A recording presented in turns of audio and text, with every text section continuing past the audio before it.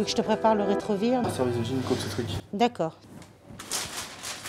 C'est pour un bébé qui vient de naître, VIH, donc voilà. Je t'aggrave tout ça et tu me le montres. Donc vous êtes aujourd'hui dans le service de pharmacie de l'hôpital Beaujon, dans lequel les préparateurs en pharmacie exercent au quotidien.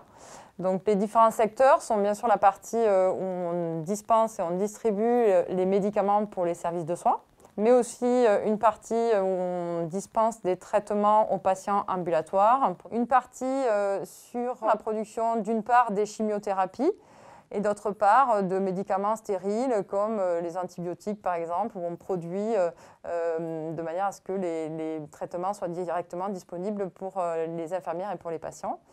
Nous avons aussi une partie sur les dispositifs médico-stériles qui fait partie du monopole pharmaceutique.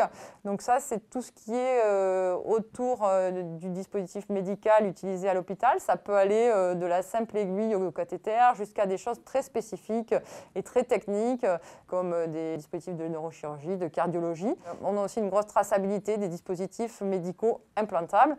Et enfin, on a une unité de stérilisation pour laquelle on prend en charge toute l'instrumentation chirurgicale pour le nettoyage, le conditionnement, l'autoclavage et le retour au bloc opératoire en chirurgie pour l'opération des patients. Je ne regrette pas d'avoir quitté le monde officinal pour le monde hospitalier où on est énormément polyvalent, c'est-à-dire qu'on ne fait jamais la même chose. On participe à la dispensation des médicaments, mais aussi à la réalisation, à la fabrication. On participe aussi à la recherche clinique. On teste des médicaments qui n'ont pas encore d'autorisation de mise sur le marché, sur des volontaires. À la PHP, j'ai commencé en tant que préparatrice en CDD. Ensuite, j'ai été cadre supérieur de santé pour aujourd'hui être cadre paramédical de DMU. Donc vous avez une vraie évolution de carrière que vous ne pouvez pas trouver en officine. Je suis préparatrice depuis 13 ans en officine. J'ai voulu me donner un nouveau challenge et découvrir un autre aspect du métier de préparateur en intégrant l'hôpital. Et j'ai intégré du coup le campus de Picpus. Je suis en professionnalisation. Vous avez l'avantage de pouvoir bénéficier d'une formation, donc qui est la 3e année, qui vous permet d'être titulaire de la fonction publique. Et là, la PHP vous offre la possibilité d'y avoir accès soit par l'apprentissage, soit par la promotion professionnelle. Alors on va contrôler les commandes qui vont partir dans les services. Alors ils ont demandé 3 amniogels en 1 litre, 3 amniogels en 500 ml, 6 bactiseptiques et 3 daquins. Le numéro du chariot, c'est le numéro 4. Ok, bon bah c'est validé, donc ce chariot-là, il va pouvoir être livré dans les services. Vous pouvez justement être amené à travailler avec d'autres corps de métier que vous ne trouverez pas en officine, donc c'est-à-dire une aide-soignante, une infirmière, un médecin, agent hospitalier aussi, IBOD, IAD. C'est un métier qui est en constante évolution.